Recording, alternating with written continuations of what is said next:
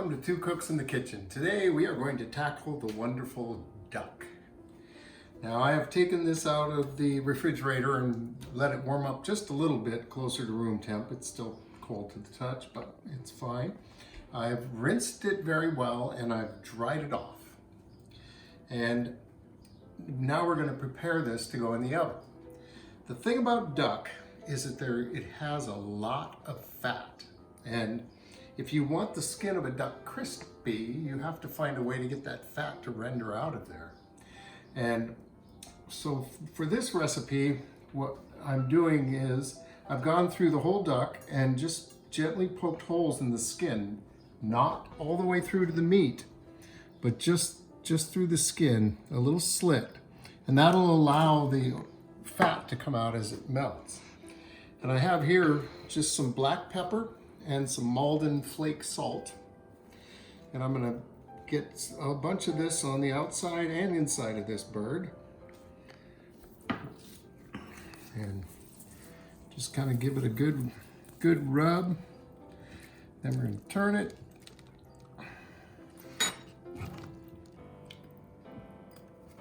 Get this side. It's the good breast meat. And I'm gonna get some of this inside. We'll rub it around in there in a minute.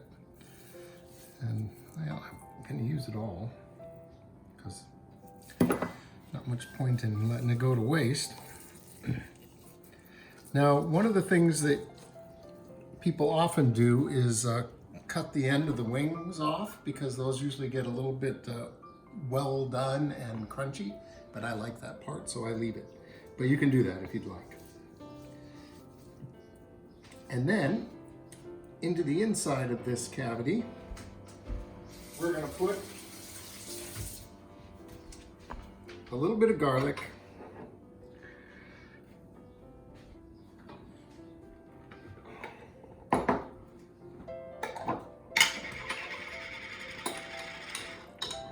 and some rosemary. Just a couple of sprigs of rosemary is plenty. This is just going to add a little bit of flavor. And then we can put the duck in our pan. And I am using this giant pan, which is much bigger than it needs to be, but it's the best thing I have for getting the duck up out of the fat that comes out. Because there will be quite a bit of fat that comes out of this. This is breast side up, for starters. And you don't want the duck sitting in the fat, but I want to be able to collect all that duck fat that comes out of this. You probably already, keep bacon fat and use it for frying things or cooking vegetables or whatever. Well, this is another source of fat that's great for cooking with. And you get quite a bit out of one duck, and we save every little bit of it we can get. It's a valuable resource that one does not want to waste. And I think this is going to be all right. So this is going to go in the 300-degree oven, and it's going to cook for a total of about 5.5 hours. Well, no, I think it cooks for 5 hours, and then it rests for 20 minutes at the end. But we're going to come back every hour and poke more holes in the skin to see if we can get more of that fat to come out and get the skin at the end of this to be nice and crispy. Okay, our duck has been in the oven for the first hour. So let's see what we've got. Oh yeah. Yeah, that looks right. You see how much duck fat we're already getting here on the bottom of the pan. It's puddling in the middle. This is what ducks do. Oh, watch out. So what we're going to do is we're going to poke these fatty parts again to keep allowing the fat to come out. Just never poking the meat, just putting a little tiny slit in the skin. And you can see this is already getting crispy over here, or you can hear it maybe. So we're achieving our objective here. Now this part's a little bit tricky because the thing is hot, but we are going to find a way to flip our duck over. There we go. All right, so now you see this side has not cooked the same amount as the other side because it's been down, but we're gonna put it back in with this side up. Now this duck had a big flap of skin back here and I tucked it up. You could cut that off, but I want the fat that comes out of it, so I left it in so that I could get that fat to render out. Okay, so that's that. We're going back in for another hour. This is still at 300 degrees. We'll repeat this process a couple more times.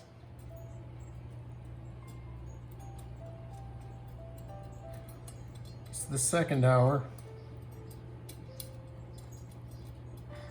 So while our duck is cooking, I've been pitting cherries, lots and lots of cherries. Pitting cherries requires it's like a bloodbath here. But I have to eat the extra off the seeds. I know. I have to say, I came in from outside and it looked like he'd been kissing some hussy, and he still has cherry juice on his lips. That's too funny. So these were cherries that were going to go bad if I didn't use them all, so I'm using them all. So we're going to make a lovely cherry sauce for our duck, and we'll do that together once I get this done and cleaned up. All right, so the cherries are all pitted. Let's put together our cherry sauce. We're going to start with duck fat. And our jar's getting low, so it's a good thing that we're cooking duck because we're going to have some more soon. So we put duck fat in the pan, just a little scump. And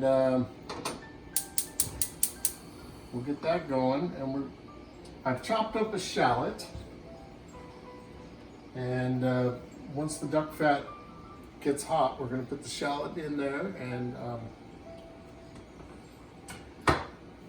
add some garlic. There's some chicken broth. It's actually sitting in the microwave right now because I forgot to defrost it earlier. And since we put rosemary in the duck, we'll put some rosemary in the sauce so that they go really nicely together.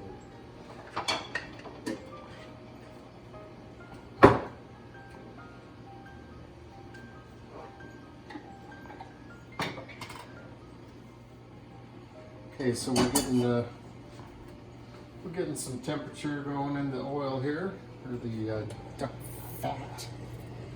Tell you, duck fat is great stuff to cook with. I had a recipe once for, I was looking for something to do with cabbage, and I ran across this bubble and squeak recipe that started cook the bacon in the duck fat. Well, I just had to make that, and it just sounds so good, and it really was. We had an abundance of cabbage that year. Yeah, if you ever have, like cabbage goes wild in your garden and you need something to do with it, look up bubble and squeak recipes. All right, so now we're getting a little aromatics here out of the shallot, and we're going to add some garlic.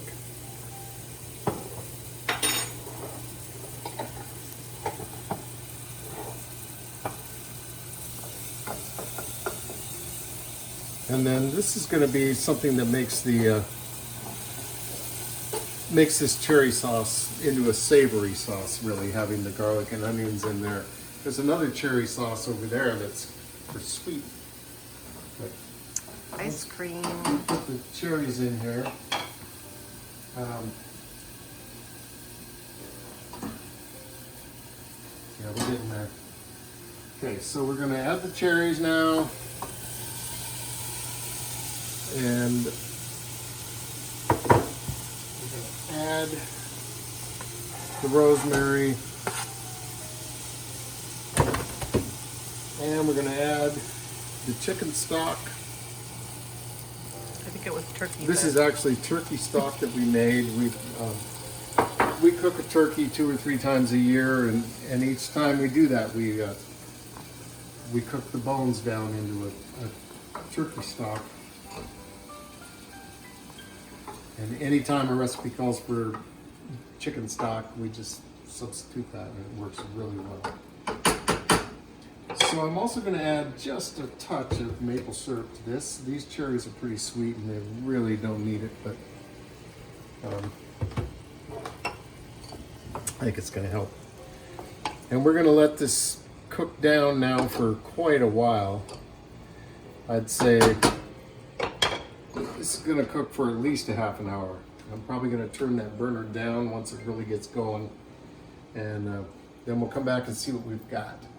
Because we may need to mash it, we may need to strain it, who knows? We just have to see what it turns into. Oh yeah, look at that.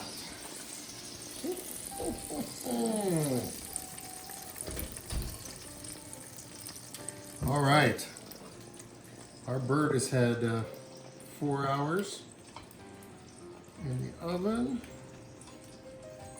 I'm gonna turn it over. And I'm gonna get some oh, that was a little sloppy.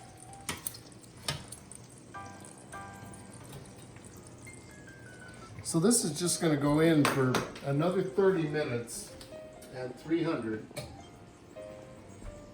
And I don't really know if we're gonna get a lot more out of poking this thing. You can see a lot of duck fat collecting on the bottom of the pan. Everything's going well.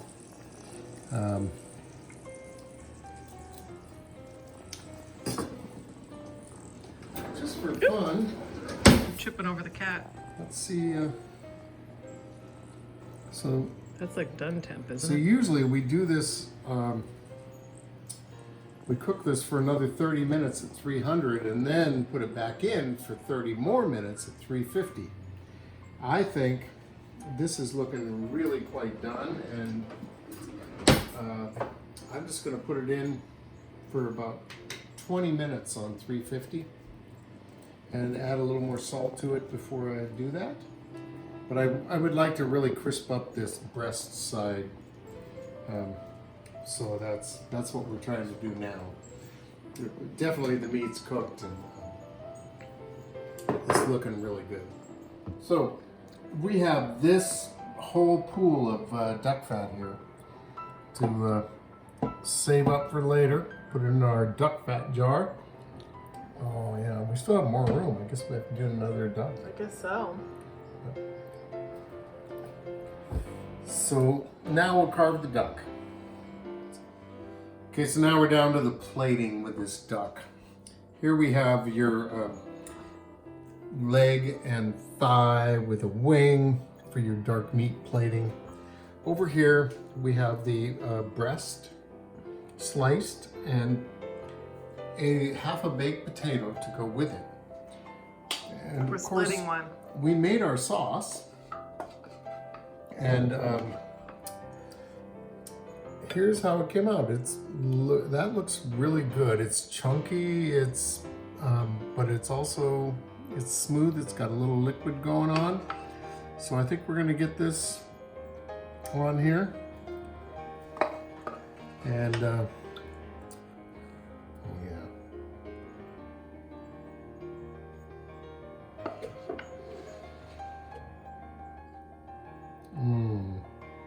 That looks really good. And then we have, well, we use chives in the potatoes, so we could have chives for a garnish. And because I got some height on that wing, You already stuck some chives, I'm pretty flowers on mine. fabulous with that. Oh, the chive flowers, yeah. Already put some on mine. Okay. But these are great because you can make it rain. Yeah, make it rain. And then I think red would go really nicely with this. just as far as being picturesque. So we're using some marigolds that are edible. Just a couple. Ooh. We just wouldn't use an inedible flower. I wonder if I can get one. Look at that. So weird. I got some height. Height on a plate is always nice. Okay, and there you have it. Okay. It's roasted duck with a rosemary cherry sauce. And we're pairing this with a Dry Creek Zinfandel 2018. This could spend some time in the bottle. It's a little bit acidic and sharp But we're to trying drink, it. but it's pretty good. And then we have the Handley. This is 2015. Is this Helaba? No, this is RSM Vineyard. Handley 2015 RSM Vineyard Pinot, which is really a nice wine. This is a pretty wine. And thank you for watching Two Cooks. Two cooks. Thank you for watching Two Cooks in the Kitchen, and we'll see you next time.